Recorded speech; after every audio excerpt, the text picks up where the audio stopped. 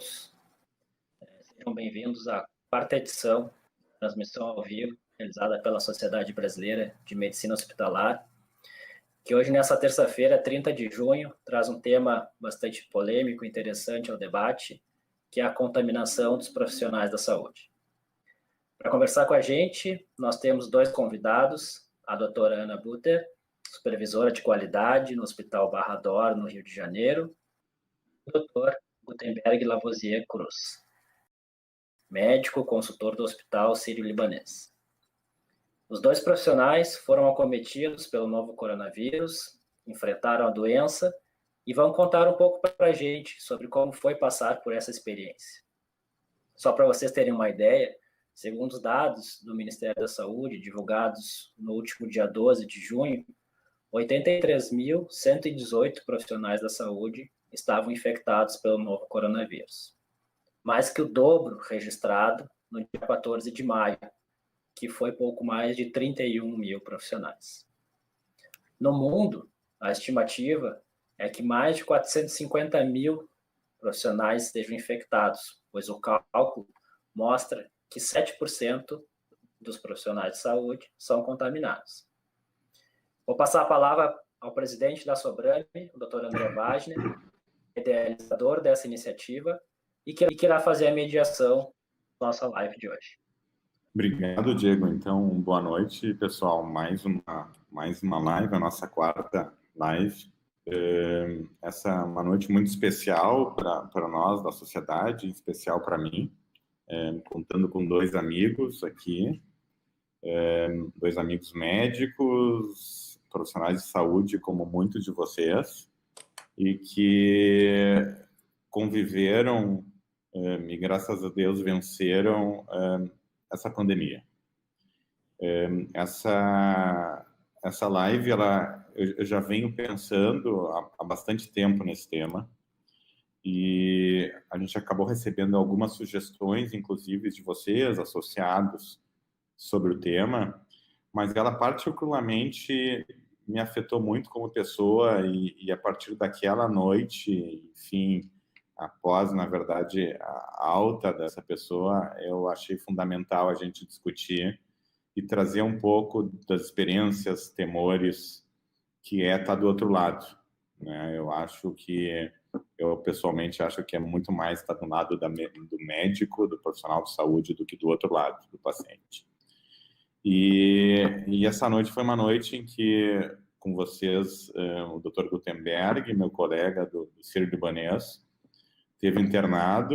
Eu estava viajando pelo Sírio-Libanês, estava em Campo Grande, e recebi uma foto, enfim, do nosso coordenador do programa, com o Dr. Razível, enfim, internado do Razível, que é o nosso coordenador, com o Dr. Gutenberg internado, e aquilo me fez pensar o quanto nós, profissionais de saúde, somos frágeis, somos humanos e corremos o mesmo risco que todos os profissionais, que todos vocês, talvez um risco bem maior do que dos profissionais que não atuam na linha de frente.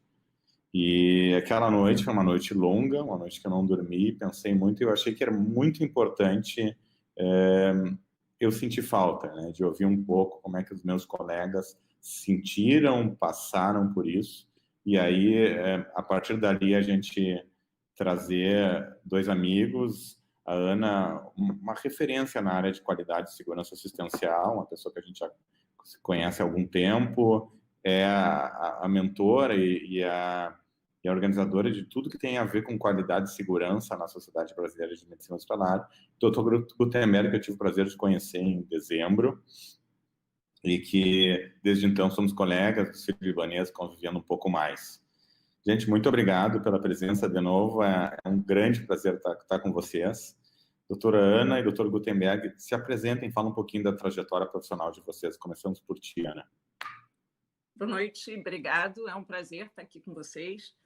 É um prazer representar todos os meus colegas, profissionais de saúde, médicos, enfermeiros, técnicos, copeiros, todo mundo que está na ponta, e vou falar só um pouquinho de mim. Eu sou médica, eu nasci pediatra na medicina e tive uma carreira pública importante que foi uma escola na minha vida. Pude fazer um laboratório e muitos projetos importantes, trabalhando na área de saúde pública, na área de gestão. Tive uma formação, fiz algumas pós-graduações na área de pediatria, fiz o MBA executivo no COPEAD, o MBA Marketing no COPEAD. Sou professora convidada, ajudei a montar o MBA Saúde do COPEAD. Dei aula, tenho uma formação acadêmica, dei aulas. Hoje eu trabalho fiz algumas consultorias na área de Lean Healthcare, de Design Thinking, e hoje eu trabalho como supervisora de qualidade no Hospital Barra d'Or, que faz parte da rede DOR São Luís, e faço também uma consultoria em Passo Fundo. E, assim, essa é a minha trajetória. Cheguei a fazer passei 2 anos tendo um cargo também de direção que foi muito importante na minha vida em São Luís do Maranhão, com até um colega dois colegas que fazem parte também da medicina hospitalar. Então, essa basicamente é a minha história. Na supervisão de qualidade, a gente trabalha muito as questões de processos, de mapeamento, de fluxo de rotina. A gente monta banco de dados, a gente fez um banco de dados maravilhoso, eu tenho uma equipe fantástica. A gente fez um banco de dados muito rico de todos os pacientes que internaram, e a gente trabalha muito com a ponta. Então, basicamente, essa é a minha formação. Gutenberg. Boa noite, André. Boa noite a todos. É um prazer estar aqui com vocês, dividindo um pouco de experiências e tudo mais. É uma grande satisfação. O André é um caro amigo que eu conheci há pouco, como ele disse, e só vem enriquecer a nossa vida. Que, como diz Vinícius de Moraes, a vida é a arte do encontro, né? Embora hajam tantos desencontros na vida. Então, é uma alegria estar aqui. Bom, eu sou do hospital, sempre fui do hospital, me formei na Universidade Federal de Uberlândia, fiz clínica médica, trabalhei como hospitalista muitos anos, conduzindo uma enfermaria. Lá foi tudo para mim, minha escola, tudo que eu pude agregar à minha carreira profissional. Depois fui para terapia intensiva, mas mais da metade da minha carreira também na terapia intensiva. Então, sempre avaliei os pacientes de enfermaria e sempre os pacientes críticos, fez parte da minha vida por muitos anos. E, além de intensivista também, eu sou professor da pós-graduação em terapia intensiva e medicina de urgência e emergência.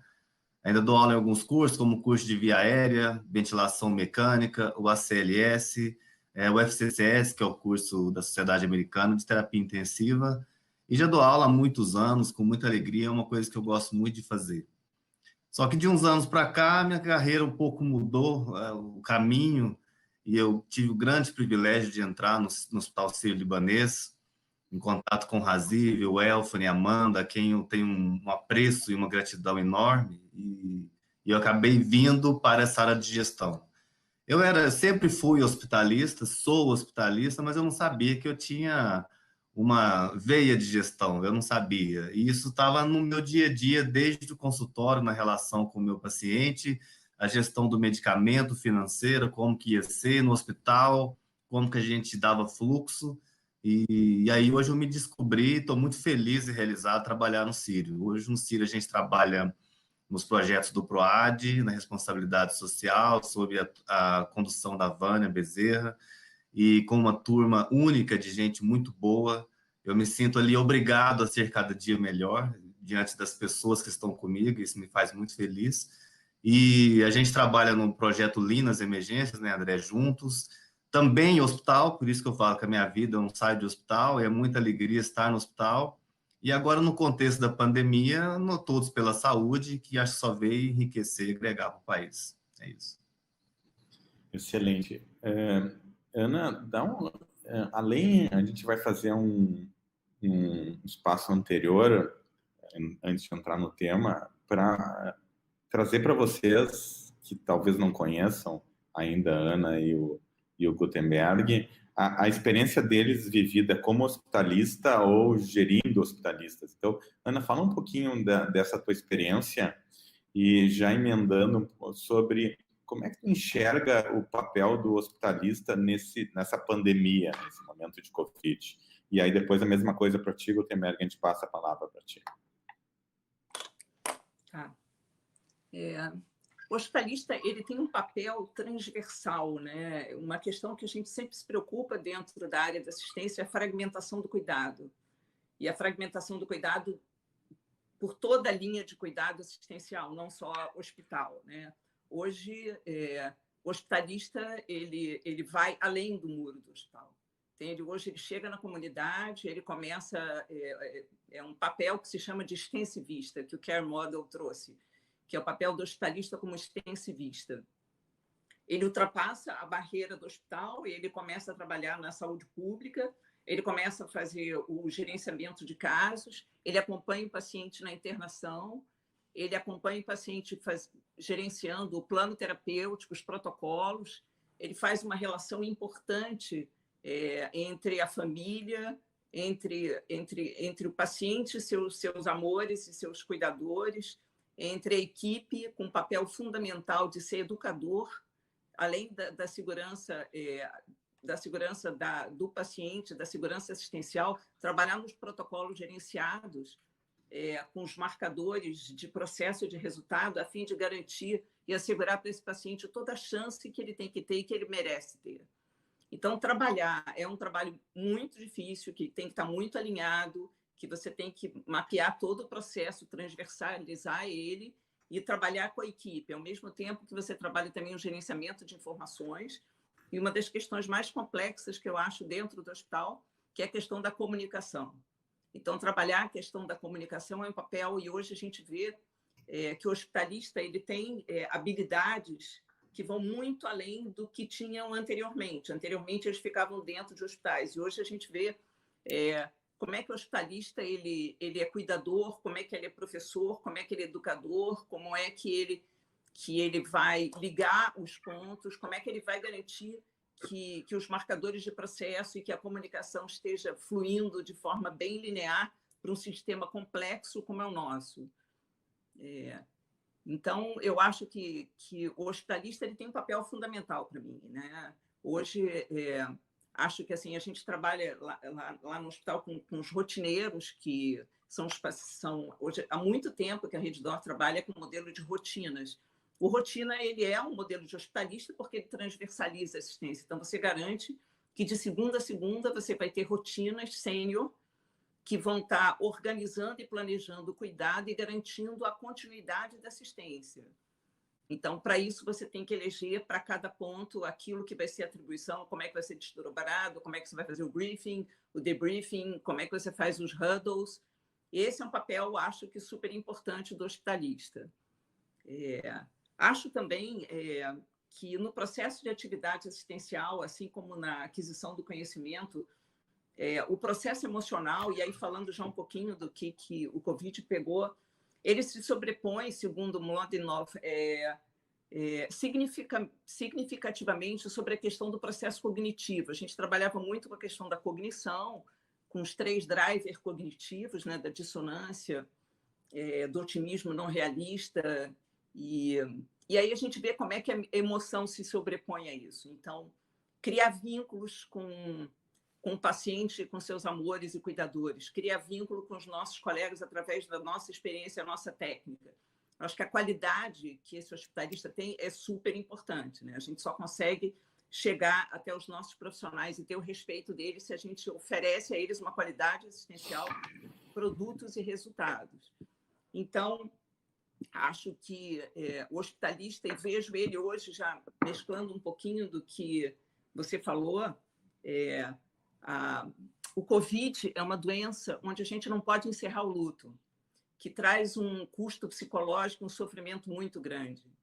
E a gente está vivendo o que a gente chama de um imperativo paradoxal, né? A gente demonstra solidariedade porque a gente não pode se aproximar. E esse respeito, ele pressupõe uma mudança no comportamento que vai sobreviver à crise. É o que a gente... depois eu vou deixar para falar um pouco mais do que a gente chama de novo normal, e eu queria assim, questionar se o que a gente vive é normal, mas isso a gente deixa para depois. E a gente quer se reencontrar, a gente quer ter alegria, mas a gente vai ter que ter mais cuidado. E ficou bem visível as diferenças sociais. Eu acho que a crise ela trouxe, e assim, eu tive um professor numa pós-graduação de aprendizagem, tive um professor de avaliação da PUC, que ele falava: a sociedade está dentro da escola, a sociedade está dentro dos hospitais. Então, a gente pôde vivenciar para dentro do hospital a crise que a sociedade estava vivendo. Então, uma pandemia, uma crise, ela vai acirrar, ela vai levantar problemas que a sociedade já vivia, com diferenças, né? A tempestade é a mesma, mas os barcos são diferentes. Então, nós temos várias experiências diferentes, com chances diferentes. E se nos Estados Unidos a gente teve uma mortalidade maior dos negros e dos latinos, aqui no Brasil a gente teve dos pobres e dos negros. Então, acho que o sofrimento ele aproxima as pessoas, né? E tornou bem. Então, acho que ficou muito mais marcada essas diferenças sociais. E o que eu acho que, assim, tanto o hospitalista, quando ele transversaliza e ele fecha o ciclo, eu acho que a gente está falando também de uma solidariedade global e a cooperação, que é a única forma racional, não egoísta, da gente poder ver alguma coisa adiante. Então, acho que, na minha opinião, isso facilita muito vocês que têm uma visão muito de ponta de como é que é transversalizar isso, de como é que é pegar desde o momento do paciente que está na sua comunidade. E, para isso, a gente tem um estudo interessante de carga global da doença e tem um estudo do Cybercare 2.0, que foi no ano, já fazia uma previsão para o ano de 2030, qual era a carga global que essa doença ia ter. E é muito interessante porque ele está falando, respondendo a tua pergunta, exatamente do que a gente está vivendo hoje, né? Esse cybercare, quer dizer, esse cuidado no cyberespaço, ele já estava prevendo a questão da telemedicina, que eu sei que a gente vai falar um pouquinho depois, a provisão para dentro do hospital, e ele já estava prospectando um cenário de 2030 de hospitais menores, de comunidades maiores, de uma inteligência artificial, e a gente viu uma aceleração disso muito grande. Eu acho que nunca a gente teve tão próximo de aceleração e aquisição de tecnologia como a gente está tendo agora. Então, acho que esse papel de transversal, de rotineiro, de hospitalista, ele é um ponto forte exatamente naquilo que a gente precisa, que é pensar num reset do que a gente estava fazendo antes. Por isso que eu já vou antecipar um pouco. Eu acho que o novo normal não é... Eu não sei se a gente vive o normal. Eu acho que o normal tem que ser um normal repensado, um normal solidário, um normal do coletivo, um normal de vínculos criados, e que isso seja uma forma permanente da gente conseguir. É isso. Gutenberg, fala um pouquinho sobre tua vida no campo da medicina hospitalar, enfim, e um pouquinho como é que tu vê o papel do hospitalista hoje na pandemia e no pós-pandemia. Engraçado, depois que eu terminei a graduação, eu queria fazer radiologia, e aí fiz a prova de residência, não passei. Bom, e acabou que a partir daí eu comecei a trilhar um caminho no hospital, dentro de uma enfermaria especificamente. Conduzi a enfermaria durante alguns anos, 7 anos especificamente, até eu virar o coordenador. Como eu disse, foi uma escola para mim. Eu tinha, sob minha responsabilidade, 28 leitos, eu passava tudo diuturnamente, e o aprendizado é enriquecedor, o estudo diário é realmente fantástico. Primeira coisa que eu tenho a dizer é que para formar um bom hospitalista, qualquer profissional, vai muito tempo. A gente precisa realmente de muitas horas de voo, muita experiência. Aqui não é demérito a nenhuma especialidade, longe disso. Nós estamos falando agora do hospitalista, que é uma pessoa fundamental para o processo de melhora do paciente. O hospitalista, na minha opinião, ele é o veículo, ele é um catalisador da melhora. É claro que o médico e a medicina não dá saúde para ninguém. A saúde depende muito do comportamento físico e mental das pessoas, entre outros aspectos e fatores. Mas a gente leva, sim, a possibilidade de melhora, de cura, de dignidade, de qualidade de vida e assim por diante. Mas ser o veículo da melhora de uma doença agudizada ou aguda é muito fundamental a participação do hospitalista, porque eu não vejo um órgão específico, um sistema, eu vejo o paciente de forma integral. O hospitalista tem essa capacidade de avaliar de forma integral. Aliás, o hospital, a história do hospital na história da humanidade é recente e também do hospitalista. Antigamente existiam os especialistas e quando existia alguma doença ou uma síndrome, né, um aspecto sindrômico que desafiava o especialista, começou a necessidade da figura de um médico que tinha essa capacidade de avaliação mais complexa. Então começou a medicina interna ou internista, que é aquele que fica investigando mesmo o paciente, e essa visão global de complexidade, de cuidado do paciente, eu acho que dá o poder para a especialidade ver o paciente de forma integral. Estou falando do ponto de vista clínico. E a Ana foi muito feliz quando ela fala que a visão do especialista, além disso, de coordenar uma equipe, de avaliar todo o aspecto da gestão, da continuidade do cuidado, realmente faz com que essa especialidade seja mais do que fundamental, seja essencial. Eu vivi, adoro fazer isso, estou na enfermaria. Atualmente, hoje eu não vivo um dia a dia da enfermaria, mas eu sou hospitalista e assim sempre serei. Eu acho fundamental.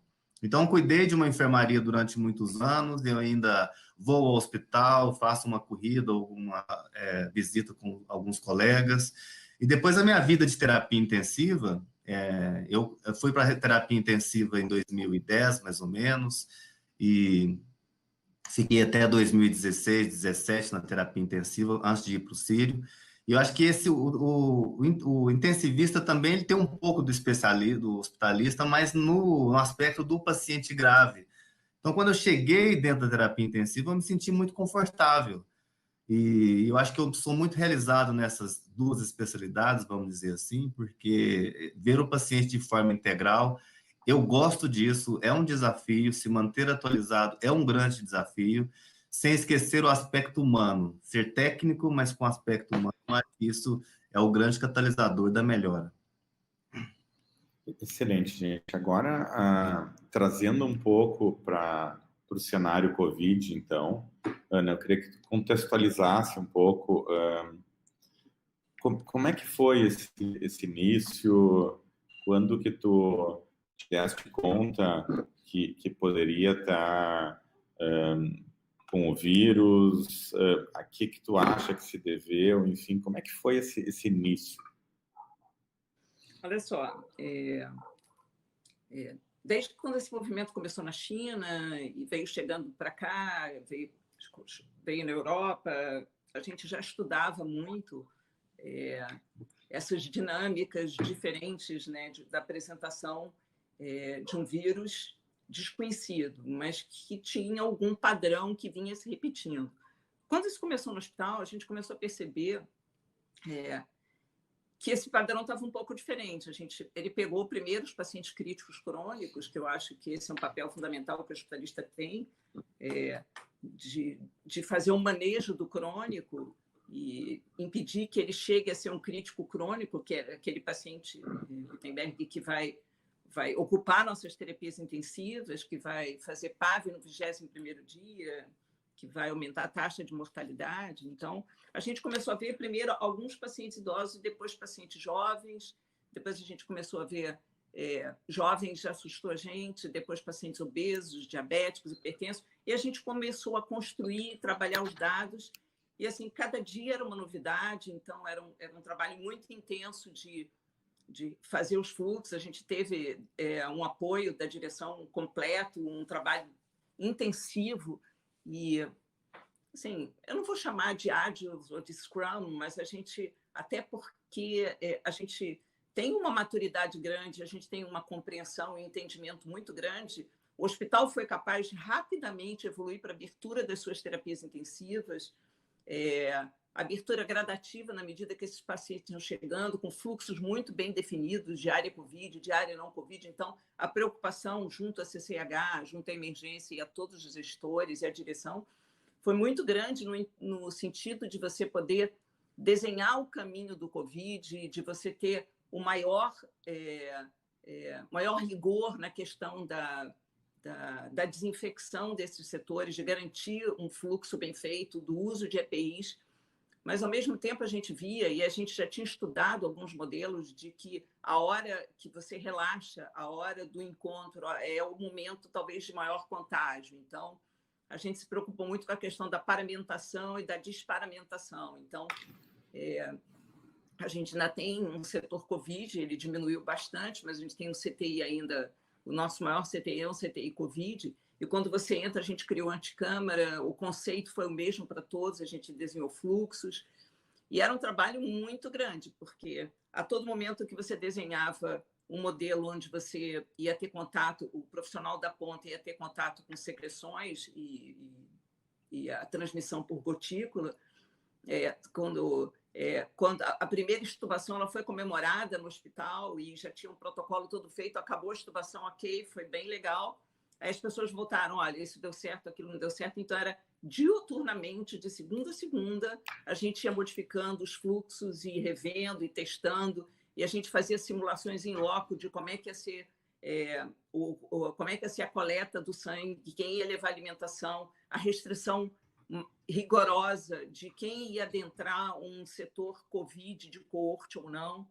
Então, esse foi um trabalho muito intenso que foi feito, e aí você começa a ver a sociedade dentro do hospital, os nossos profissionais em contato muito direto, os medos que a gente tem, que são os medos, nós somos humanos, então, medo de contaminar os filhos, medo de contaminar os pais, medo de contaminar os avós, e a gente via sofrimento, às vezes, de profissionais que tinham que se distanciar até do seu marido, dos seus filhos, durante longos períodos, para poder preservar. Então, assim, foi bem complexo, foi bem... É uma doença do sofrimento, a gente já trabalhava modelo centrado no paciente, a gente, durante um ano, o ano passado inteiro, a gente virou o hospital no modelo centrado, a gente trabalhava muito a questão da empatia, de ouvir a voz do paciente, sempre qual é a coisa mais importante que ele queria naquele dia, e a gente sempre se esforçou para poder oferecer ao hospital como um todo. Quando chegou o Covid, a gente falou, caramba, meu modelo centrado, o que vai acontecer com ele? Não, ele explodiu, porque o modelo centrado estava na emoção das pessoas. Então, os colegas que não podiam se ver, os colegas, assim, você não poder tocar, você não poder abraçar. Quantas vezes eu coloquei a mão e tirei a mão, e até você se acostumar a sempre estar de máscara, não poder encostar, não poder abraçar, meu Deus, é muito difícil isso. E aí a gente também, desde o primeiro dia, a gente fazia, levava tablet e fazia o paciente fazer uma videoconferência, porque as visitas foram proibidas. E é muito dramático você ter um local onde a visita é proibida, o enterro é solitário e você não permite que as pessoas encerrem seu luto. Então, a gente tentava, da melhor maneira possível, e aí se fez como vários hospitais fizeram, que era colocar um crachá, já que você não pode sorrir. Às vezes, sorrir com os olhos fica difícil na linguagem corporal com o paciente, de colocar um crachá sorrindo. Então, são pequenas coisas que aconteceram e que a gente valorizava essas pessoas que estavam na frente. Então, é um crachá grande das pessoas sorrindo, a videoconferência com a família. E aí a gente começou a experimentar, a ouvir sempre os nossos colegas com relatos. Tinha também, foi toda uma modificação de estrutura dentro do hospital. Então, a área de alimentação do Covid é separado da área de alimentação das pessoas. E a gente, depois, quando se encontrava, a gente ouviu relatos de médicos que diziam que, apesar do paciente ter tido a videoconferência de manhã, ele falou, olha, eu vou precisar ser entubado, eu queria conversar com a minha família. A gente embarga a voz, porque é muito difícil você quase imaginar que aquilo é uma despedida. Então, assim, aí a gente descobriu que esse modelo centrado, ele estava mais presente do que nunca, porque ele tocou a todos, ele uniu, ele criou uma rede de solidariedade enorme, de proteção, não só da direção, mas uma proteção entre os profissionais. Então, os gestores já tinham uma questão de poder tirar um pouco da área Covid aquelas pessoas que tinham doenças autoimunes ou pessoas que tinham problemas respiratórios, mas os colegas mesmo se reuniram e falaram, não, deixa que eu dou teu plantão. Então, foi espantoso, espantoso, assim, como a gente se abraçou, como a gente teve esse paradoxo que eu acabei de falar, o quanto distante a gente estava e quanto a gente perto ficou. Então, isso é uma coisa que a gente discute, a gente tem tido videoconferências no hospital, a princípio semanais e agora quinzenais, e a gente quer discutir a que patamar de normal a gente quer voltar e que aprendizado a gente teve com isso tudo. A gente acabou também homenageando da maneira que a gente pôde as pessoas que estavam na ponta. A gente fez vídeos com as pessoas, e que a gente até publicou e teve assim bastante. A gente foi muito feliz. Tem uma coisa que é interessante que você perguntou, que você tocou assim, ou que você ainda vai falar assim. Eu não gosto quando dizem que nós somos heróis. Nós não temos poderes, nós não somos heróis. Mas o dia que um colega meu postou uma foto de ele com a mão dele em cima da mão do pai, eles tinham passado 6 meses dentro de uma terapia intensiva nossa. E nesse dia ele estava agradecendo a equipe de enfermagem que o pai tinha feito a passagem, ele estava agradecendo a todo mundo, e aí ele colocou a questão de herói. Ele colocou a questão de anjo, não de herói. E aí eu fiquei de madrugada e acabei escrevendo um texto e a gente entendeu. E a gente começou a coletar, nós temos uma videoteca dentro do hospital que a gente começou desde o modelo centrado, essa videoteca se ampliou com direito de uso de imagem de todos os profissionais, de todos os pacientes, e todos eles nos chamavam de anjos. Então, não importa se para mim qual o significado, esse é o significado para eles.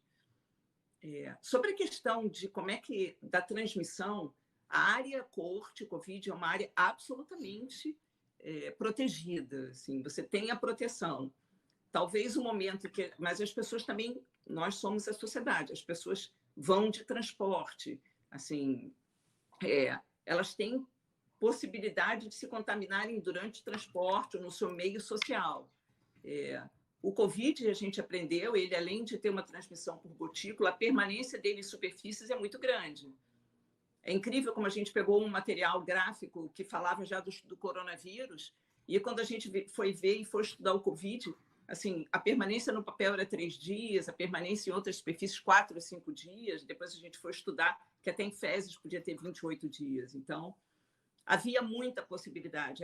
O meu escritório de qualidade, apesar da gente... No começo a gente frequentava essas áreas Covid, depois a gente ficou dentro do escritório, a gente fazia quarentena para os papéis, mas... A equipe de qualidade toda se contaminou e a gente teve que fechar o escritório por 15 dias. E se você me perguntar como é que foi isso, assim, havia um rigor, por exemplo, dentro do refeitório de um distanciamento, então as mesas foram reduzidas e foi tudo planejado. Mas a gente sabe que a gente teve uma taxa, aqui no Brasil, a gente tem, como você falou inicialmente, uma taxa de contaminação muito alta. Eu não sei te dizer exatamente aonde foi. A gente sabe, a gente está estudando isso, a gente sabe até de outros países que estudaram que no momento em que as pessoas relaxam, ou quando chegam, ou quando saem, ou no momento até de algum encontro na refeição, que isso pode haver um grande perigo de contaminação. Na área Covid, eu posso te dizer que é onde a gente tem maior segurança. E Ana, isso a gente vem vendo de forma consistente em diversos hospitais, aonde a maior contaminação ela não está na área onde tem os pacientes com Covid, ela está nas outras áreas ou fora do hospital. E aí eu e o Gutenberg, enfim, tivemos assim, eu acho que a sorte, né? Eu mais sorte do que tu, Gutenberg, porque eu entrei no projeto do Lean em janeiro e em março, eu subitamente entro num projeto que é a maior doação privada, provavelmente da América Latina, não sei se tem mundial uma doação privada, mas uma doação que não era... A questão financeira, para mim, era secundária. Ela conseguiu trabalhar de uma forma super efetiva com uma equipe que é formada por muitos médicos especialistas de Lean, com formação de gestão, em hospitais públicos, que vivem em hospitais públicos em todo o Brasil. E essa combinação de, bom, eu tenho um investimento e eu tenho uma equipe que entende de gestão para os hospitais que mais precisam, que é isso que tu está dizendo, né, Ana? Os pacientes que mais precisam, os desfechos diferentes estão ocorrendo, infelizmente, nos hospitais públicos com pacientes mais pobres. E isso fez com que o projeto Gutenberg fizesse com que a gente viajasse muito, né? Viajasse por todo o Brasil. E a preocupação que todo mundo tinha, minha família tinha e tem, né? Era bom, vai te contaminar no aeroporto, vai te contaminar indo para esses hospitais, num Uber, num táxi. E a gente desligou isso, né? A gente focou nós temos que ajudar. E a gente conseguia, depois a gente vai entrar na questão remota, à distância, mas a gente conseguia e consegue ajudar tanta gente, mas tanta gente, que aquilo ali nutria uma sensação, pelo menos falando de mim, de coragem, de não valorizar o risco, não quantificar o risco, de ser algo quase como um super-homem, assim. Talvez a nossa mente, né, para negar, enfim, os riscos. E aí, tu vê do teu lado teu colega precisando internar, e aí desaba o mundo. E aí eu queria que tu falasse um pouquinho, Gutenberg, como é que foi aquele início, as tuas viagens, contar um pouquinho pro pessoal, enfim, da tua vida mesmo, profissional, mas assim, do dia a dia, e como é que foi aquele início? Tu viste que estava infectado, não estava? Como é que foi? Conta para nós. Bom, você falou um monte de coisa bacana aí, realmente. Realmente. Como especialista, eu sempre via, né, o paciente, o seu José, o João, o Antônio, mas no projeto a gente vê um hospital inteiro e a gente vê muita gente. Eu brinco que antes eu tratava, eu ajudava no varejo e hoje no atacado. E você poder atingir uma quantidade grande de pessoas é muito gratificante, é muito bom. Esse projeto que a gente se envolveu, eu acho que nos enriqueceu bastante, você narrou muito bem. Viajando pelo projeto, a gente está desde Roraima até aí o Rio Grande do Sul, conhecendo hospitais públicos no Brasil inteiro, já com uma bagagem de vivência pública, sempre hospitais públicos no SUS, todos nós do time temos essa expertise, o próprio Sírio-Libanês é uma instituição filantrópica que também tem expertise no sistema público, então a gente viajou com bagagem, e a gente viveu e vive a realidade dos hospitais, e a gente se consterna e a gente se envolve do ponto de vista profissional, obviamente, e a gente colabora muito. E a cada visita que a gente faz, a gente volta mais enriquecido, não é? E o Lean foi, assim, bombardeado por essa pandemia da Covid, e o nosso time, como você disse, um time muito bom, muito ágil, se adaptou rapidamente. E a gente sabia que tinha risco, sim, como você mesmo disse, mas o benefício suplanta e muito. E eu acho que isso deu para a gente essa altivez, e em momento algum ninguém pestanejou. Liderados pelo Elfon e a Vânia, falou, não, nós vamos ajudar e nós vamos para frente. Porque eu penso, se as pessoas saíram às ruas e aos apartamentos aplaudindo, a gente tem que fazer a altura. E se a gente não foi lá numa enfermaria cuidar de um paciente nominalmente, a gente foi no Brasil cuidar do país, cuidar da instituição, que vai cuidar das pessoas, né? Para fazer com que a instituição não adoeça, porque a instituição doente, ela não tem condições de atender aos pacientes doentes ou enfermos, né? Então, acho que foi a nossa missão. E como você diz, todos nós saímos com alegria de casa, sabendo do risco, com a sua mulher e a sua família, você vai mesmo, eu vou mesmo.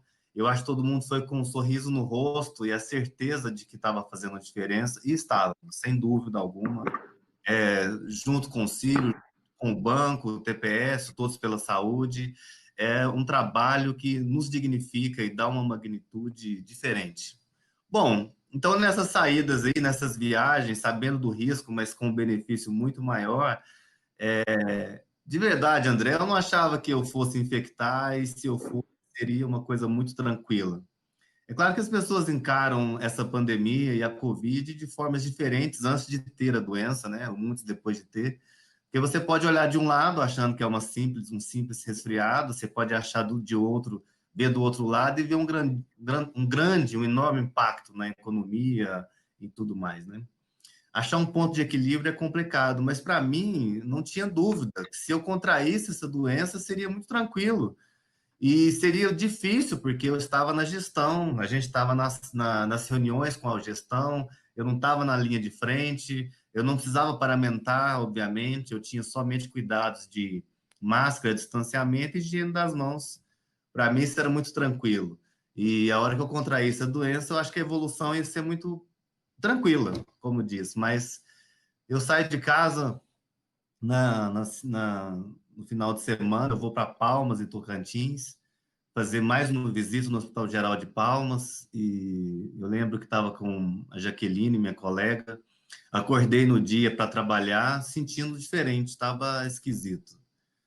Na verdade, um dia antes eu estava sentindo cansado, eu achei que eu estivesse cansado. Aliás, André, eu vi de muita gente com a Covid falou, eu estava cansado, eu estou me sentindo cansado. E como a gente trabalha muito, viaja muito, é normal ter cansaço. E eu estava cansado, eu passei o final de semana assim, querendo ficar mais quieto. Nem imaginava. Como diz, eu não tive nenhum sintoma gripal, eu não tive nada, absolutamente nenhum sintoma gripal, zero. Não tive febre inicialmente, eu tive que descansar. Saí, peguei o voo, cheguei em Palmas, fui dormir, à noite nem quis jantar, achei que eu estava cansado, e no dia seguinte foi o dia que realmente tudo começou, e aí eu fui pego de sobressalto, não nesse dia, porque eu achei que eu tivesse outra coisa, eu só fui descobrir a Covid 2 dias depois. Mas nesse período aí, realmente, eu não imaginava, de forma alguma, nem passava pela minha cabeça. É aquela história onde eu peguei, para mim, em lugar nenhum, porque eu tomava todos os cuidados, como acho que a equipe inteira, e de repente eu fui pego por uma situação que eu só fui descobrir 3 dias depois dentro do hospital, né?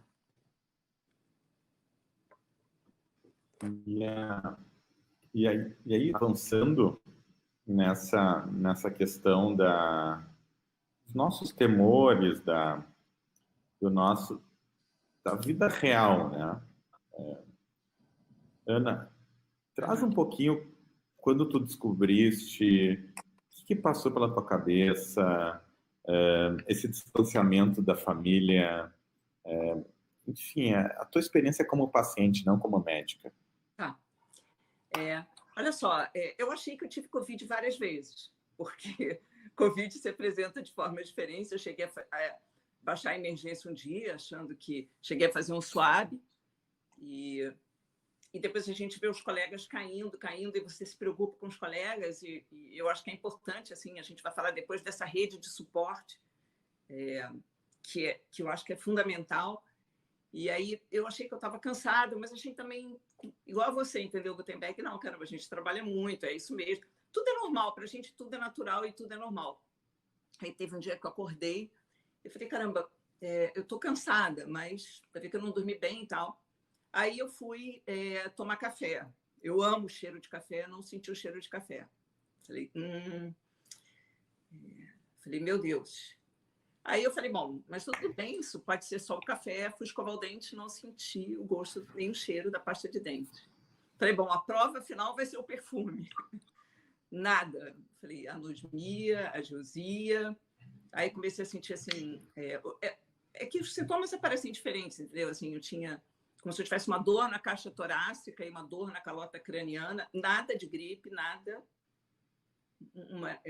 A Covid é uma virose debilitante. E aí eu cheguei lá no hospital e falei com o meu enfermeiro, Henrique, e ele também não estava bem. Ele também começou a ter sintomas. E até ali eu não tive muito medo, porque, claro, a gente tem preocupações, né? Eu cheguei a ver algumas tomografias de paciente que em 6 horas ele já tinha vidro fosco com acometimento de 50%. Um pulmão que vira branco em 6 horas. Então, o fato da gente saber muito como é que essas coisas modificam, às vezes pacientes que não tinham comorbidades ou mais jovens, enfim. Aí eu fui na emergência, colhi o swab, PCR, hemograma e tomografia e tal. E aí, depois que você colhe, tem toda a questão de você ficar isolado. Eu vim para casa. No dia seguinte de manhã ainda faltava um fluxo para entregar para um gestor. E aí, no outro dia que eu estava numa videoconferência, na cama, deitada, vem a minha diretora operacional, me manda o resultado do meu PCR, do meu swab, positivo. Na boa, cara, deu uma pancada aqui no peito. Aí eu falei, calma, tá tudo bem. Porque eu comecei a sentir tudo, mas eu parei, tentei ficar tranquila e realmente eu não tive sintomas tão grandes. E aí eu dispensei a menina que vem aqui me ajudar, a minha secretária, comuniquei a minha família, comuniquei aos meus amigos. E no dia seguinte de manhã eu estava assim, largada mesmo e com medo. Te digo que de vez em quando batia um medo de... Eu estava sozinha e não estava sozinha. Eu tive amigos queridos, minha família, assim, todo mundo, o hospital, todo mundo me dando suporte, mas você está sozinho e você tem medo. E assim, apesar de não ter sintoma respiratório, eu sentia que eu não conseguia ventilar, não conseguia ter uma amplitude respiratória completa, não ventilava completamente. Mas eu também não gosto de parecer que eu sou fresca, entendeu? Então eu fico assim, não, mas está tudo bem.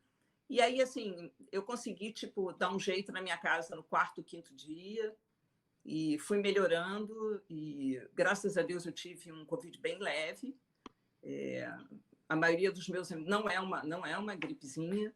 Eu acho que bate um medo, bate uma insegurança, assim. E assim, não estar próximo das pessoas que você ama é muito difícil. É muito difícil. E na realidade, eu passei assim um longo tempo sem poder visitar a minha família. Porque, além dos 14 dias de isolamento completo, depois eu já estava bem melhor. Eu voltei até um pouco antes, já voltei para o hospital. E a gente continuou cuidando dos processos e cuidando da gente. E essa é uma prática que eu acho que se intensificou. Se para mim já tinha esse viés de cuidar, de fazer uma escuta ativa, de ouvir o outro, eu acho que isso se amplificou muito com o Covid. Medo eu tive, porque tem aquelas questões. Entre o 7º e o 10º dia é quando pode aparecer isso e pode aparecer aquilo. Mas também tive o suporte do infecto me ligar todo dia e dos amigos me ligarem para saber como é que eu estava. Então, esse acompanhamento foi muito importante. Assim, eu acho que só quem está desse lado como paciente... E eu acho que é importante a gente ser paciente porque a gente é igual no sofrimento. É que você consegue entender como é importante uma voz de amigo, uma voz querida. Estou preocupado, está tudo bem. O que você precisar, eu recebi aqui Teve uma hora que eu não achei termômetro. Aliás, quando eu acho alguma coisa em casa é muito bom. Meu filho veio, parecia que ele abriu o elevador, deixou na porta, eu tive que ir lá buscar. E todo o protocolo de higiene. Tive amigos queridos que me deixaram comidas que eu amo lá na recepção, que eu guardei, né, na geladeira, porque eu não estava sentindo gosto de nada, mas demonstrações de afeto super importantes, que a gente continua fazendo com amigos hoje que ainda estão com Covid. Então, acho que esse distanciamento, esse isolamento é muito difícil. Eu fiz 2 IgGs, eu positivei IgG, então eu sei que eu tenho anticorpo, eu não sei até quando eu vou ter imunidade, mas a gente não teve ainda, pelo menos, relato de ninguém que reinfectou. Então, depois desse longo período de distanciamento, eu também mantenho um rigor muito grande, eu quase não vou à rua, só vou ao trabalho e volto. E eu consegui, há 2 semanas atrás, há 3 semanas atrás, a visitar um filho, mas com muito rigor de tomar banho, roupa com lisoforme, lava o cabelo e bolsa dentro de um saco plástico, enfim, todos os rigores, porque eu posso não contagiar por gotícula, mas eu contagio por superfície. Então, eu acho que o rigor tem que ser o mesmo. Então, eu comecei a rever a minha família há pouco tempo. Tem amigos que eu respeito, que ainda não... E, assim, as pessoas vêm das formas... O abalo psicológico é muito grande, né? A gente tem colegas que estão muito abalados sob o ponto de vista emocional e psicológico, do medo que dá. Então, o que era 7 a 10 dias, a gente começou a ver com 20 dias paciente agravando.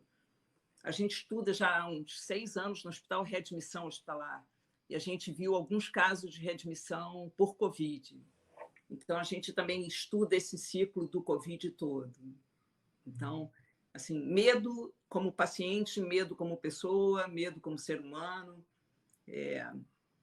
Acho que o médico, ele ser um paciente, ele traz no começo preocupações daquela prática, daquilo que você estuda. Mas depois tem determinado momento, não, você tem que assumir o papel, eu sou paciente, eu vou ser cuidada mesmo que à distância. Então, a importância de ter alguém te ligando e alguém sabendo como você está foi essencial. Então, essa foi a minha experiência. Os meus medos, acho que são iguais aos de todo mundo. Eu acho que, assim, eu escutei música, eu li, não queria ler nada de Covid, mas tentava me distrair o máximo possível, meditava e cuidava de mim, né? E eu acho que esse período de Covid trouxe uma reflexão desse paradoxo e desse novo paradigma que eu acho que a gente vai ter que quebrar para resetar esse modelo social e reconstruir um novo modelo de relacionamento. E aí eu acho que o hospitalista ele é perfeito, como rotineiro, como um extensivista, ele é perfeito, porque ele vai entrar exatamente como eu me senti cuidada, sem estar no colo, mas recebi colo o tempo todo. Acho que é isso que o hospitalista, é isso que o rotineiro faz o tempo todo. Ele acompanha, ele monitora, mesmo que à distância. E queria falar de uma coisa, assim, vocês falaram muito da questão social. Eu tenho muito orgulho de fazer parte de uma rede que a gente tem 2 tendas aqui que está atendendo o público, com todo o material que a gente tem dentro do hospital, com toda a tecnologia, com os nossos profissionais. E é muito bom você saber que a gente, infelizmente, alguns pacientes chegam tardiamente, eles vêm por uma fila de regulação, mas a gente tem uma taxa de sucesso muito grande. Então, acho que é muito bom você saber que você está fazendo parte de uma rede solidária, que está atendendo a população, que tem o Instituto Comidor de pesquisa, profundamente arraigado e reconhecido internacionalmente em pesquisas e agora acompanhando nas vacinas e mapeamento por geoprocessamento também de anticorpos. Então, eu acho que sentir que você está com suporte grande e que naquele momento que eu estava aqui ou que os nossos pacientes do hospital, a gente também estava dando a mesma chance para quem estava numa tenda, é muito gratificante. Então, eu imagino você, André, você, Gutenberg, a gente imagina porque a gente está passando por isso. Quer dizer, a gente ainda está com a tenda aberta, a gente reduziu um pouco o espaço, o quanto é importante poder ser extensivista, né? De ter os nossos rotineiros trabalhando na linha de cuidado dentro de uma tenda para uma população carente. Então, isso faz toda a diferença. E o Cybercare 2.0 aponta isso, né? E esses novos paradigmas de que modelos de construção de gestão, que novas habilidades a gente vai ter.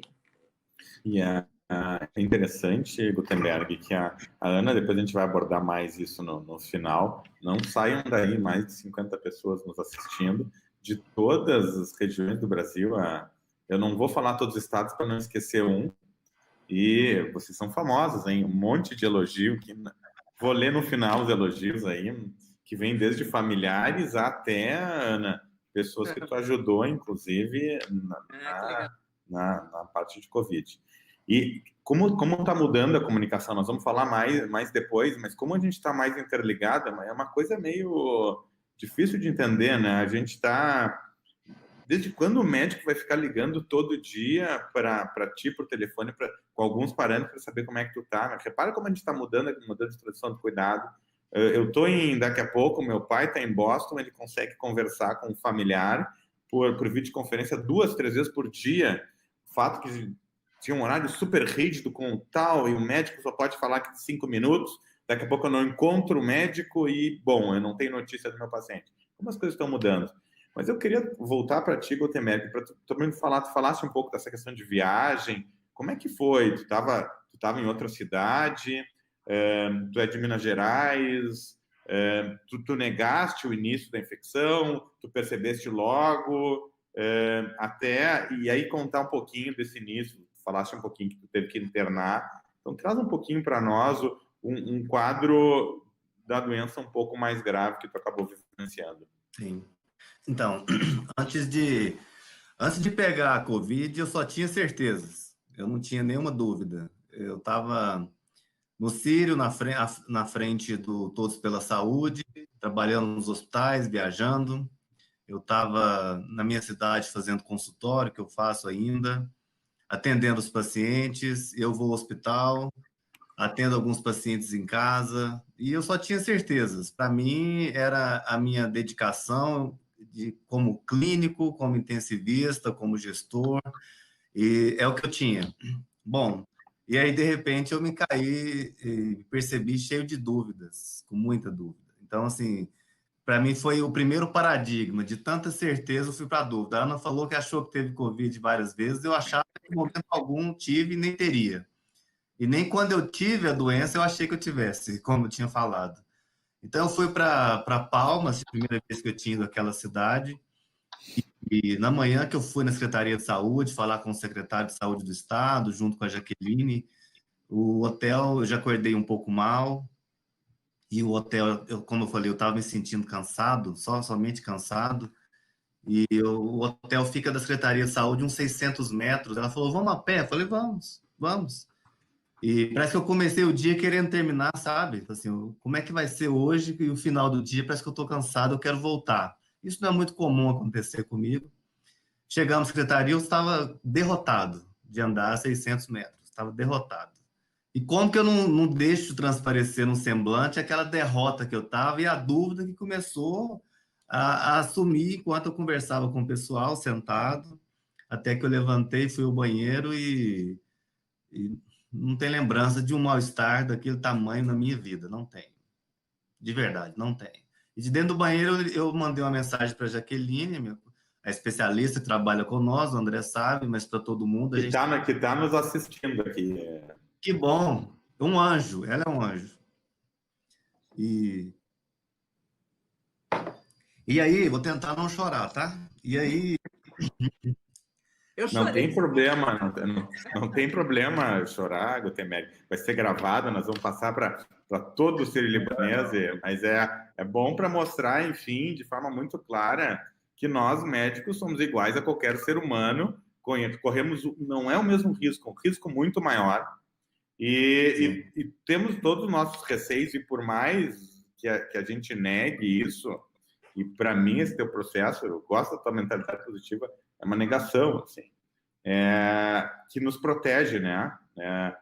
Do que tem pela... É emocionante. Então, eu acho que, por favor, não. Mas qualquer coisa a gente se interrompe e eu paro de chorar. Mas aí, para mim, eu estava igual o super-homem, para o alto e avante, sabe? E quando eu fui ao banheiro, eu senti como se fosse a criptonita. E eu mandei uma mensagem para ela dentro do banheiro masculino. Ela prontamente levantou e foi me buscar. E eu tive a primeira vez na vida uma sensação de morte iminente. Eu tive. E a primeira coisa que veio à cabeça, além da Jaque me ajudar, depois que ela me ajudou, ela me sentou, eu falei, eu preciso ver um médico. E é engraçado, assim, eu fui treinado para ser médico, para fazer diagnóstico, para descobrir doença, para tratar pacientes, e eu não lembro a última vez que eu me internei na vida. Foi na infância, sei lá. Então, assim, isso não passava pela minha cabeça, e de repente eu me deparo com a sensação de morte iminente. Já que tinha um infectologista na reunião, e foi o primeiro que veio à minha cabeça. Chama ele, pelo amor de Deus. Obviamente, sem demérito nenhum a outra especialidade, ao profissional da saúde, de forma alguma, mas eu queria que ele me visse. E na hora eu percebi a importância que o médico tem quando a gente é paciente, e que eu tinha esquecido, sei lá. Para mim era tão normal, quando falar de herói de capa, eu sempre achei ruim isso, mas para mim era tão normal dar a assistência, fazer o diagnóstico e tudo mais, mas eu não sabia o quanto eu queria ver um médico, e naquele momento eu queria. Claro que eu lembrei da minha família, minha mulher, minhas filhas, porque eu estava em Palmas, em terra desconhecida, 2.000 quilômetros de casa, mais distante de São Paulo, e eu achei que eu ia morrer, achei mesmo. E a Jaque foi um anjo absurdo na minha vida, assim, e daí o cara chegou e tudo, e começou a cuidar de mim e tudo, aferiu pressão, e eu achando que eu ia morrer a todo momento, agora vai, parece que a coisa vinha, agora vai. E lembrava dos amigos, lembrava da vida, e passava tudo na cabeça, E eu falei, eu quero ir para o hospital, eu queria ir para o hospital. E aí me levaram para o Hospital Geral de Palmas, com aquela sensação ainda, eu vou encurtar, mas que durou ali umas 3 horas. E eu tinha convicção de que eu ia morrer. Aí liguei para minha mulher, falei para ela, não preocupa, eu falei, não preocupa que eu estou no hospital, mas o pessoal já está cuidando de mim, mas eu tinha convicção que eu ia morrer, falei um pouco com ela. Bom, aí começou uma novela, depois que eu melhorei a sensação de morte, começou uma novela e um esforço hercúleo da equipe, na pessoa do Razível e de todo mundo, alguns diretamente, outros indiretamente, mas eu tenho certeza que todo mundo ali, se tivesse a oportunidade de diretamente ajudar, ajudaria. A Jaque, uma companheira incansável do meu lado, mas um dia e meio depois, o pessoal do Sírio, todos pela saúde, todo mundo, eu voltei de Palmas. Eu tinha na cabeça, André, que eu tinha que estar em São Paulo, eu queria estar perto do Sírio. Eu não sabia o que eu tinha, mas eu tinha que estar perto do Sírio, eu tinha uma convicção. Vim com todos os cuidados, foi muito difícil. O Razil até ficou preocupado comigo, queria que eu ficasse em Brasília, lá que eu fiz uma conexão. E neste momento de negação da doença, eu estava, na verdade, assim, a palavra é essa, revoltado, porque eu queria ter estado na Secretaria de Saúde de Palmas, trabalhando, eu queria ter estado na frente, fazendo as coisas, e para mim era um constrangimento para a equipe eu passar por aquilo, eu devia estar lá, não em São Paulo. E quando eu cheguei aqui em Guarulhos, eu estava assim, mais do que derrotado, mas eu não percebia. Eu não percebia que eu estava com falta de ar, eu não percebia que eu estava muito cansado, eu não percebia que eu estava ruim, mas estava na cara, era muito visível. Depois que você comentou da foto que você viu, depois que eu vi a foto minha, eu falei, não é possível que aquilo era eu, aquele, não é possível. E depois, você que me falou que os meus áudios eu estava de espinete, que eu dava, e eu não percebia, depois que eu fui ver.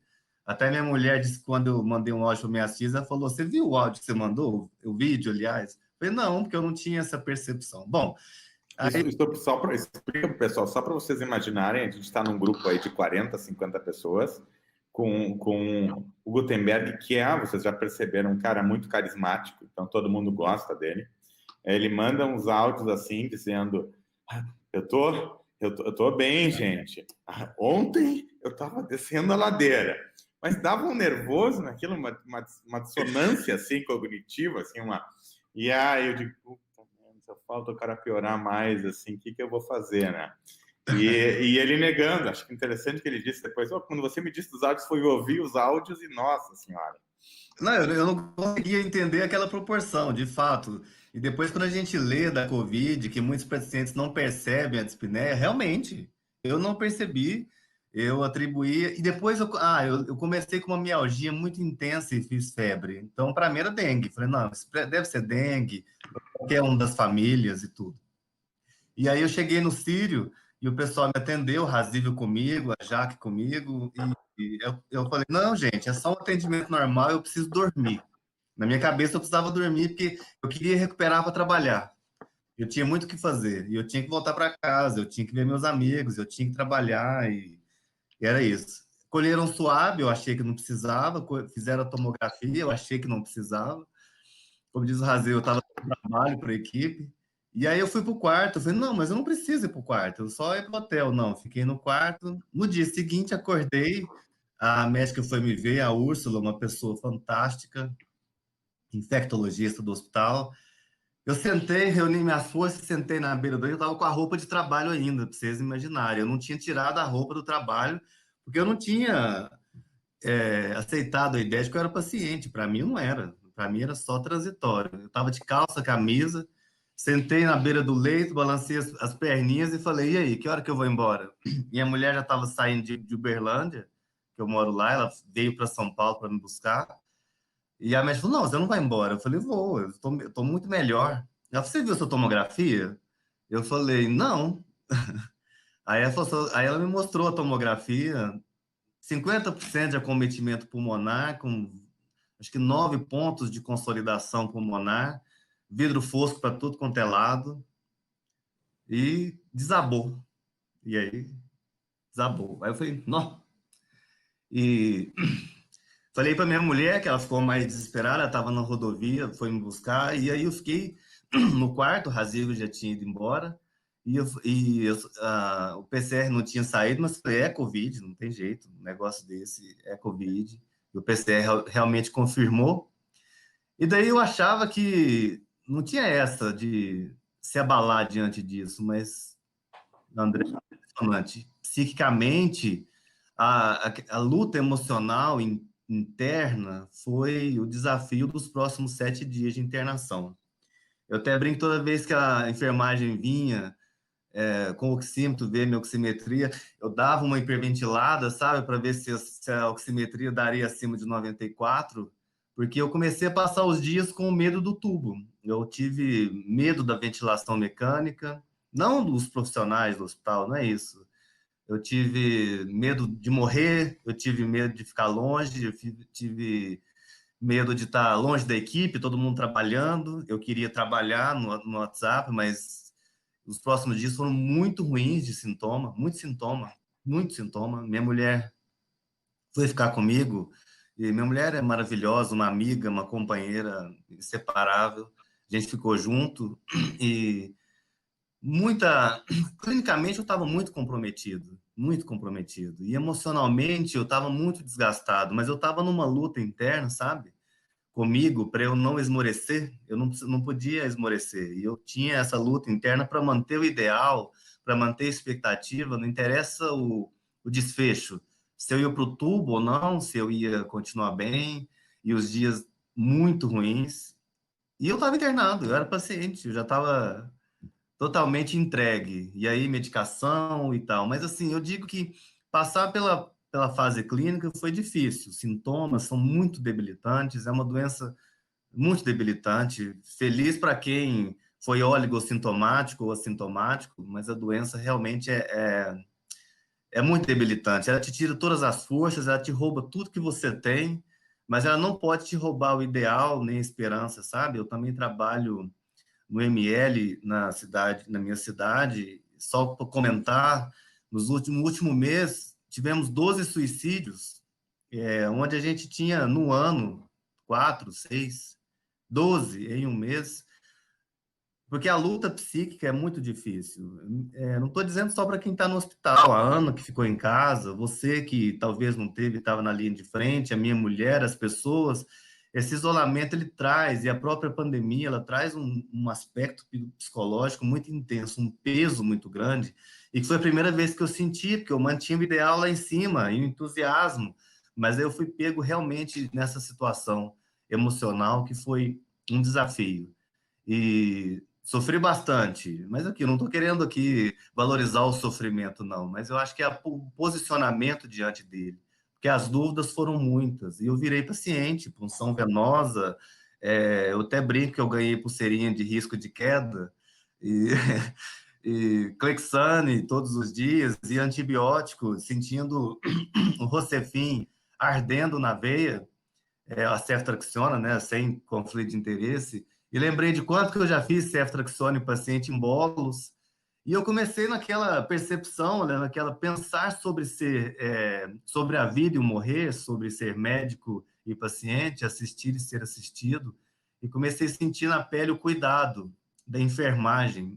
Nossa, como que a enfermagem é importante, como que a medicação, a dúvida, o dia a dia, como é que você acorda? Ah, o colega ali do lado também tem Covid, é ortopedista, eu sou intensivista, né? Falou, tem mais 2 intensivistas na enfermaria do lado, tem gente usando o O2, e quando eu respirava cada vez mais que me diziam sobre o O2, e a ala tá cheia, e assim por diante, e aquilo na cabeça, sabe? E a ceftriaxona ardendo de cá, eu lembrando como é que eu era médico, e a Úrsula me via todos os dias, eu vou falar o nome dela, infectologista, e aí pensando do ponto de vista de paciente, André, e Ana e todo mundo, eu gostava quando ela chegava no quarto 8, 8h30 da manhã, você acredita? Eu gostava.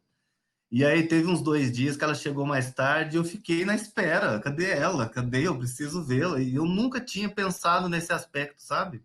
Como médico assistente, mas com os pacientes, doutor, você chegou, eu queria vê-la, eu queria. Eu queria que ela estivesse lá todos os dias, eu tinha essa expectativa. E aí eu lembro que chegou num dia, ela falou, amanhã eu não posso vir, depois de 6 dias comigo, porque a gente vai fazer outra coisa e tal, e vem um outro médico. Achei ruim, não gostei, porque tinha criado vínculo e ela vinha todos os dias e a gente conversava, e eu tentando manter a energia positiva, e batia papo com ela, e eu tentava resgatar um pouquinho de médico que tinha em mim, que a gente falava em termos técnicos e a gente conversava sobre algumas coisas, eu achava muito bom, mas eu não gostei. E daí eu vi da parte de cá o quanto é importante essa conexão do paciente com o médico, essa ligação emocional. Claro que a tecnologia é fundamental, claro, mas o carinho, o cuidado é insubstituível. Esse não tem como. E é o elo que a gente fez, eu pelo menos com ela, porque ela que estava lá todo dia e me ajudava, os outros estavam longe, com todo carinho. Você, toda a nossa equipe, Razível, Jaqueline, Vânia, amigos de casa, desculpa, da minha cidade, minha família, minha mulher. Como a Ana falou, a solidariedade, ela se exacerba neste momento e cada manifestação de carinho é sabe, um refresco para a alma naquele momento que você está muito vulnerável. Ser paciente é estar muito vulnerável. Estar muito vulnerável, eu acho que é exercitar a humildade, exercitar a maturidade intelectual, psicológica e eu me entreguei como paciente completamente. Cada pessoa que me ajudava, seja presencialmente ou por celular, ou minha mulher e tudo, era fantástico. A presença da médica era incrível. A enfermeira entrava no quarto, era sensacional, porque eu fiquei confinado no quarto 8 dias. Cada coisa que você começa a valorizar, cada pequena coisa era muito bom. E a viagem interior que isso me fez foi muito boa, sabe? Talvez no momento de dificuldade, muitas pessoas veem um lado ruim, mas eu sempre procurava ver o lado bom da coisa. E a primeira coisa é ser grato, aprender a ser paciente, ser humilde e aprender a ser melhor médico. É isso, desculpa. E Ana, nesse relato que o Gutenberg traz, já que é um pouco da pergunta que ele já respondeu em parte do que houve, qual foi a mudança, o que se aprendeu com isso ou não aprendeu, quais são os reflexos pessoais e profissionais para ti do momento pós-Covid, e aí já aproveitar a pergunta do Daniel, será que é mais difícil para o profissional de saúde passar por essa infecção? Olha só, no momento que você é profissional, você tem muito mais medo, porque você sabe de tudo, né? Mas eu acho que o medo é uma coisa que assola essa doença, o desconhecido. A gente tem muito mais dúvida do que certezas em relação a ela. Mas você é paciente, você é ser humano, você é igual, né?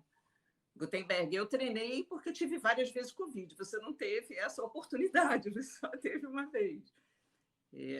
Eu acho que assim, ele me trouxe uma reflexão que eu acho que assim, o maior reset é aquilo que está acontecendo na cabeça e na vida da gente, né? É a gente ter percebido o quanto a gente é frágil, quantas certezas a gente tinha e quantas dúvidas a gente passa a ter, e a gente passa a questionar consumismo, valorizar as coisas mais simples, como ver alguém querido, como poder abraçar, como poder sentar e conversar. Eu acho que eu acho que o recurso do afeto e da solidariedade, ninguém vai tirar o valor de um abraço. E isso é um temor da gente nunca mais poder abraçar, seja um amigo, seja um filho, enfim. Então, acho que isso traz, e eu acho que assim, esse reset que eu me proponho a fazer quando a gente estiver estudando o novo normal, é fazer um reset do que era normal. O que era normal, que havia tanta banalidade, tanta desigualdade, tanta injustiça, isso remete muito mais a gente, porque nesse momento, acho que Gutenberg sofreu muito mais, mas a gente é muito paciente, a gente é muito sofrimento, a gente é igual a todo mundo. Então, quando a gente tem chance é mais fácil, imaginar quando não se tem chance é muito mais difícil. Então, acho que esse reset ele é um portal para uma nova forma de vida. É isso. Se você perguntar, essa é a minha expectativa, esse é o meu desejo. Eu vejo, por exemplo, vejo no ambiente onde eu trabalho o quanto isso modificou as pessoas.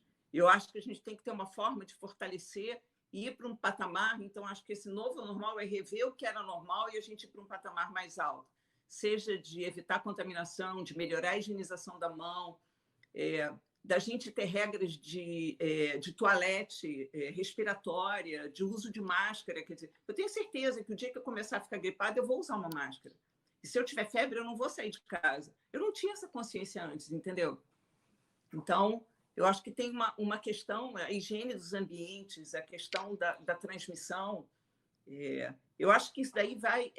ele é um portal para uma nova forma de vida, que eu espero que a gente consiga.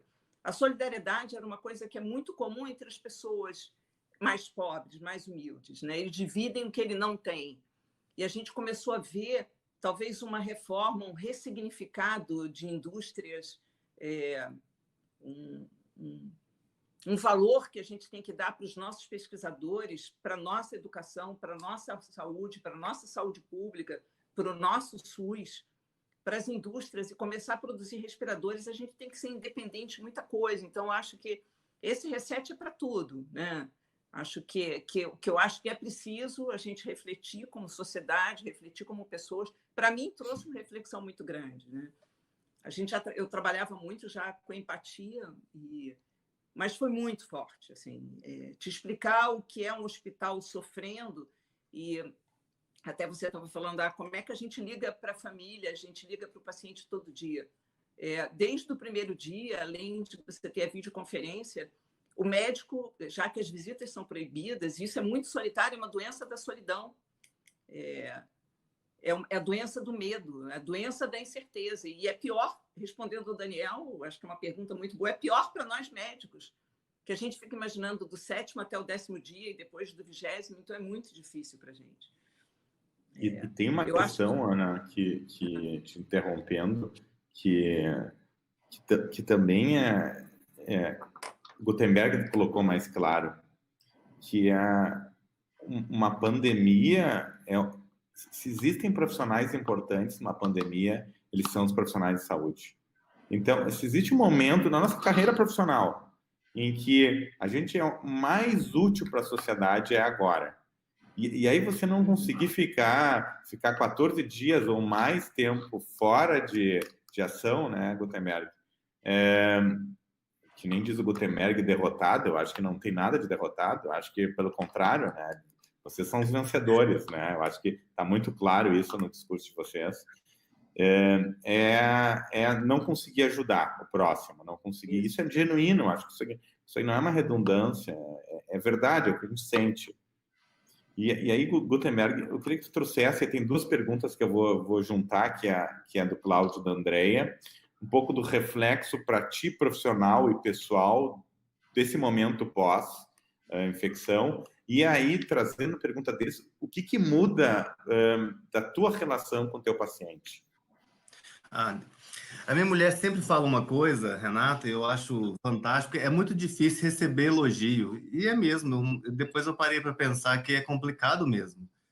Assim como é muito difícil ser paciente, e aí eu tive que aprender a ser, sabe? Mas o que vocês estão recebendo de elogio no YouTube, vocês dois, é algo, não está parecendo tão difícil. É impressionante o número de elogios aqui. Vale a pena, Viviane, depois tu printar esses elogios e passar para eles. Viviane é nossa jornalista, porque tá muito legal os comentários aqui, viu, gente? Obrigado mesmo.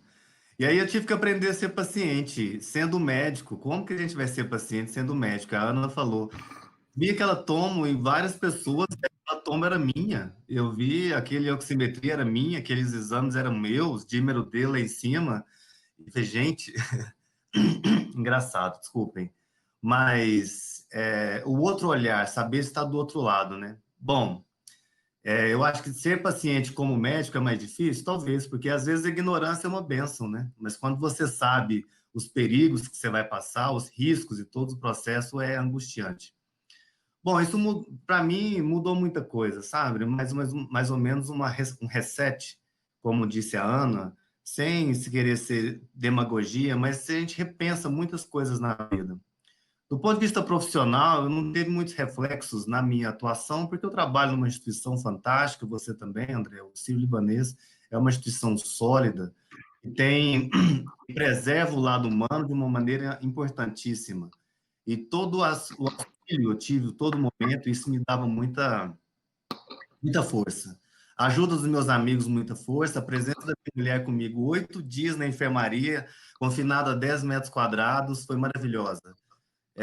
O casamento é bom, viu, gente? E vale a pena todo aspecto. Eu brincava com ela, na alegria, na tristeza, na saúde ou na doença, né? O padre não comentou na pandemia, mas tudo bem. A gente ficou firme por esse processo. Bom, então eu tive todo o suporte, apesar de, como a Ana falou, a sensação de solidão é muito grande, porque eu acho que nessa vida a gente nasce sozinho, falece sozinho, apesar de estar com os outros, mas as experiências são nossas. Bom, do ponto de vista profissional, acho que muda a empatia, né? E mudou muito. Engraçado que depois que a pandemia chegou em Minas com tudo, eu já internei alguns pacientes, eu tive um colega urologista acometido, outros colegas médicos, enfermeiros, técnicos de enfermagem, assistente social, um monte de gente, e a gente vê o receio das pessoas, e não é porque eu sou IgG positivo hoje que eu mudei a minha forma de agir, eu vou para o alto e avante com o mesmo entusiasmo de sempre, mas muda a empatia. Sabe aquele olhar de quem já viveu e você dá para o seu colega essa solidariedade? Eu vivi e é possível você enfrentar isso e viver bem. Eu acho que faz bem. As pessoas gostam muito disso. Então, do ponto de vista profissional, isso te dá mais empatia, eu acho que dá mais maturidade, sabe? Para você encarar isso. Te dá mais compaixão, né? Que é estar com a pessoa. É claro que para atuação médica a gente tem que ser neutro, lógico, não posso ficar envolvido emocionalmente todo o tempo, mas ter uma compaixão, uma condescendência é muito, muito interessante, muito bom, porque nós somos muito humanos, isso aproxima o nosso lado, né? O nosso lado humano. Se médico é herói ou não é uma discussão, mas que, como diz a Ana, a gente é muito frágil e a fragilidade ficou muito evidente, e é muito evidente. Do ponto de vista pessoal, eu acho que eu ganho, o que ficou para mim, é que o corpo é frágil. Realmente, o corpo é frágil. Um dia eu estava de um jeito, depois eu estava... Eu só brinco, derrotado, né? Mas é porque eu estava, assim, muito mal. O corpo é frágil, mas a mente não pode.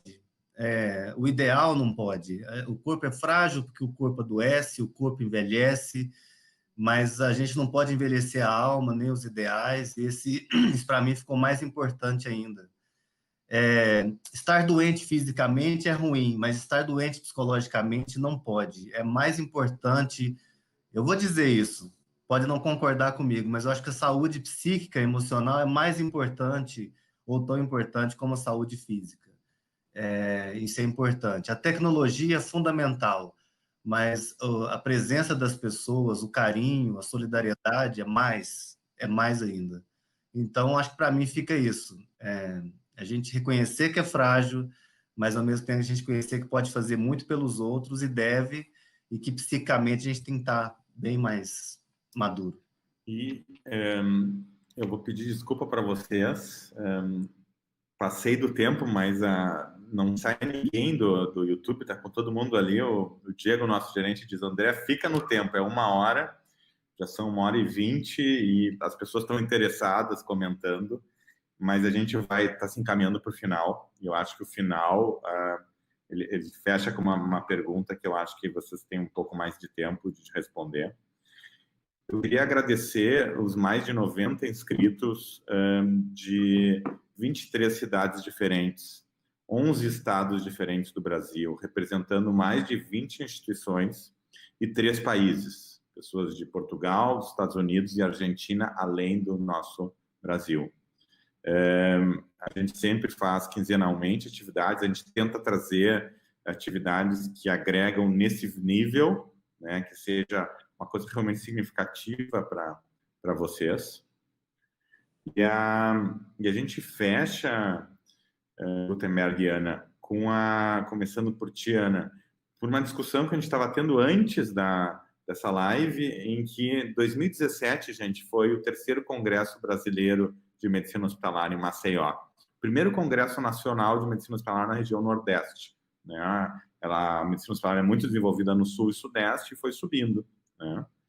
E a gente discutiu e, inclusive, desenhou, a Ana mais do que eu, a Ana desenhou, eu dei minhas opiniões, algo diferente, inovador, agregador e que conectava as redes, conectava o paciente, enfim, que a Ana chamou de cybercare.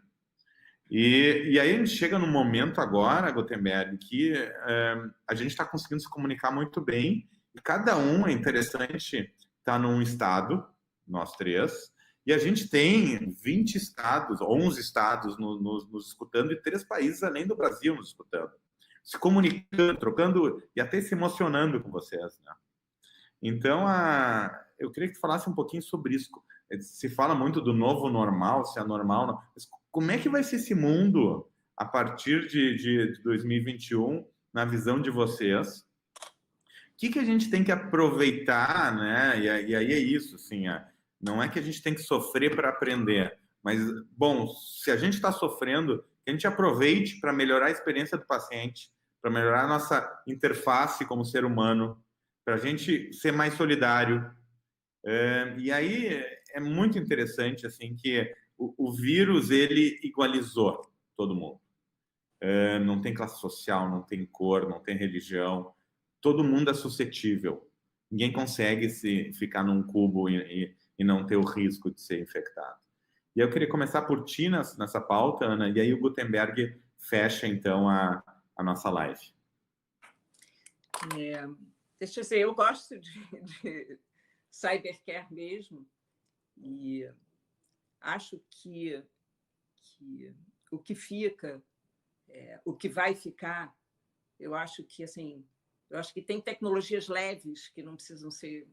A gente vai ter uma inteligência artificial que vai dominar, a gente teve uma telemedicina que se fez presente nesse momento e acho que vai ter, concordo com você, Gutenberg, nada como vínculo, nada como a proximidade, nada como o calor de uma voz, de um carinho, de um afeto, de uma preocupação. Acho que nada disso substitui.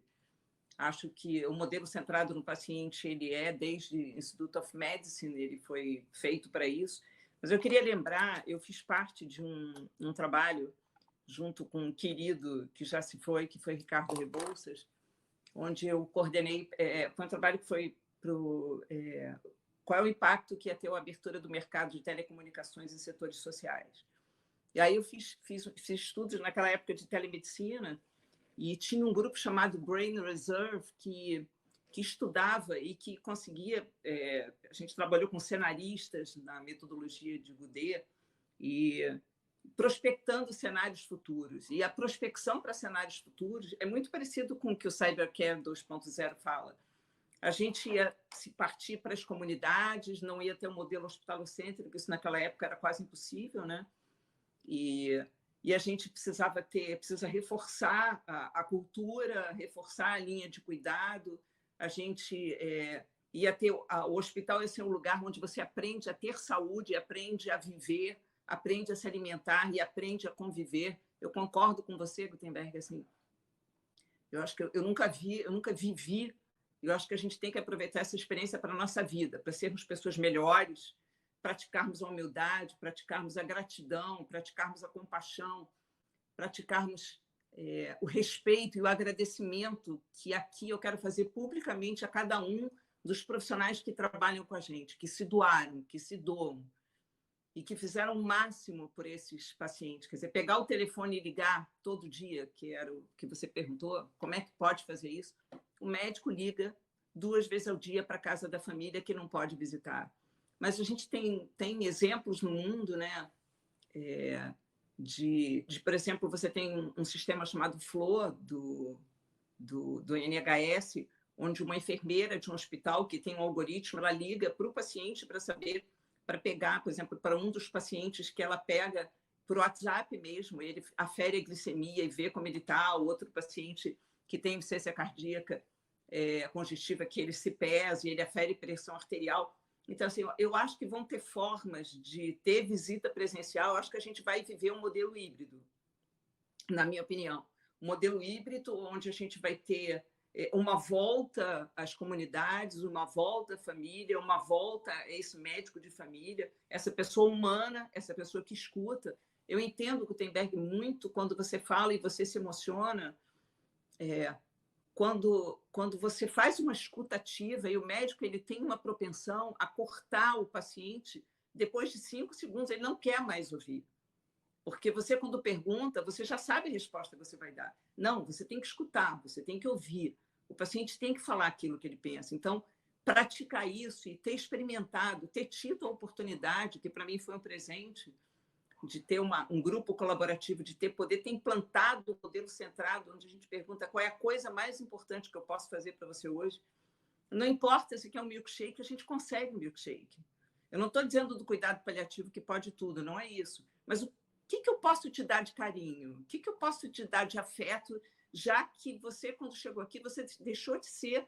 Você perde a tua personalidade, você fica deitado na cama, você recebe as pessoas, você tem medo de quem entra, medo de quem vai dizer. Você teve medo quando a sua infecto não pôde vir. Caramba, eu não gostei. E as pessoas não gostam, é muito ruim. Então, acho que a grande experiência, a grande riqueza que a gente vai ter é de pegar esse novo normal, eu acho que é resetar esse normal, ver que patamar a gente pode evoluir, transferir isso com essa experiência. E eu tenho certeza, nós somos pessoas melhores, porque nós aprendemos com a dor, nós aprendemos com o sofrimento dos nossos colegas. Eu estou com um colega querido que está em casa, que estava com febre até um dia atrás, e a gente teve colegas internados, em terapia intensiva, então a gente não pode esquecer isso. Eu acho que é não esquecer, é ser grato, é aprender a agradecer. Eu acho que a gente tem que comemorar pequenos ganhos, eu acho que a vida é isso.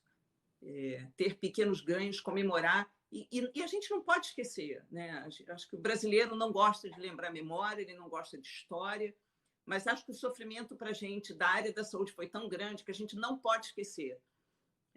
Algumas pessoas que são gratas, e a gente acha que a gente não fez nada, a gente não fez mais nada do que a nossa obrigação, mais nada do que ser um ser humano, do que ouvir o outro, do que escutar o sofrimento dele, né? Então, eu espero e eu sei que eu vou continuar crescendo nisso e quero me tornar cada dia uma pessoa melhor, quero fazer da minha comunidade onde eu vivo uma comunidade melhor. A minha família, eu sinto que já está uma família melhor. Acho que o isolamento com filhos em casa e tudo... Caramba, eu vejo minhas netas, elas cresceram, elas se desenvolveram. É impressionante, assim. Sei que é muito difícil, tudo isso é muito difícil, né? Mais uma vez, não dá para esquecer que a tempestade é a mesma, mas os barcos são diferentes. Então, acho que buscar uma questão de equidade, de justiça social, eu não estou politizando, eu acho que esse é um papel importante.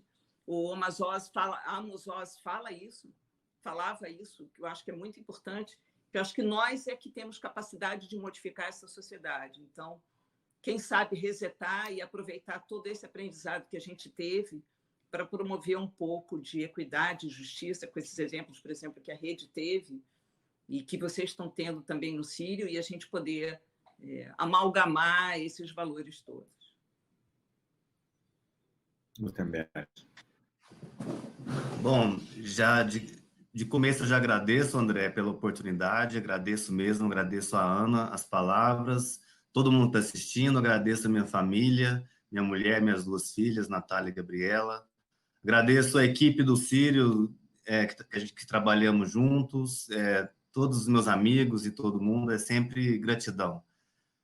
A pandemia, acho que ela trouxe para a gente a clareza de quanto nós somos suscetíveis, quanto somos vulneráveis, não interessa o que você faz, sua formação, quanto você tem de dinheiro ou propriedades, não interessa, todos somos vulneráveis, todos. E essa pandemia não atingiu só a vulnerabilidade física das pessoas, mas a estrutura econômica, social e diversos aspectos. Somos tão frágeis que a gente teve que se isolar e teve que se esconder, e nesse isolamento vem uma reflexão, e eu acho que é a oportunidade de uma viagem interior, sabe? E quando você sai nesse isolamento, você se vê como vulnerável, e a gente se contamina, e os nossos amigos se contaminam. E antigamente a gente tinha números e números, hoje a gente tem nomes e mais nomes e mais nomes, e os nossos entes queridos entram nessa estatística, ela nos afetou de uma maneira ímpar, essa pandemia. Nunca vivemos outras, eu tenho certeza que foi do mesmo jeito. Então, é claro que as pessoas ficam diferentes. Eu acho que o último século foi o século do desenvolvimento intelectual, tecnológico, e isso é fantástico, a ciência. E a pandemia, eu acho que ela só tende a catalisar isso, sabe? Acelerar todos os processos de mudança para que sejam mais ágeis. Então, de tecnologia, não tenho dúvida do grande crescimento e ganho que isso vai ter, inclusive na saúde. Mas da parte humana, o aspecto moral, que eu acho que precisamos evoluir muito. Para se ter justiça social, tem que ter comportamento moral adequado. Isso depende muito da transformação do indivíduo.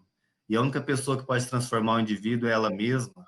Talvez essa viagem interior que esse isolamento está nos dando, esse distanciamento das pessoas, traga essa reflexão do quanto nós somos vulneráveis e quanto nós temos que colaborar com o nosso próximo em todos os aspectos, né? E não é só financeiro, não. Então, médico sair, o profissional de saúde sair de casa e se dedicar ao outro, podendo se contaminar, diferente de tratar uma insuficiência cardíaca, que eu não vou me contaminar, um DPOC, mas a Covid, sim, eu posso. E foi para a linha de frente o profissional de saúde, entre outros, e mais o outro, mostrando quantas pessoas podem se envolver. Eu estava aqui em São Paulo, eu pedi comida num restaurante pelo aplicativo e veio na casa da comida, obrigado, restaurante agradecendo, obrigado por nos fazer forte, obrigado por nos ajudar. Um restaurante de nome em São Paulo.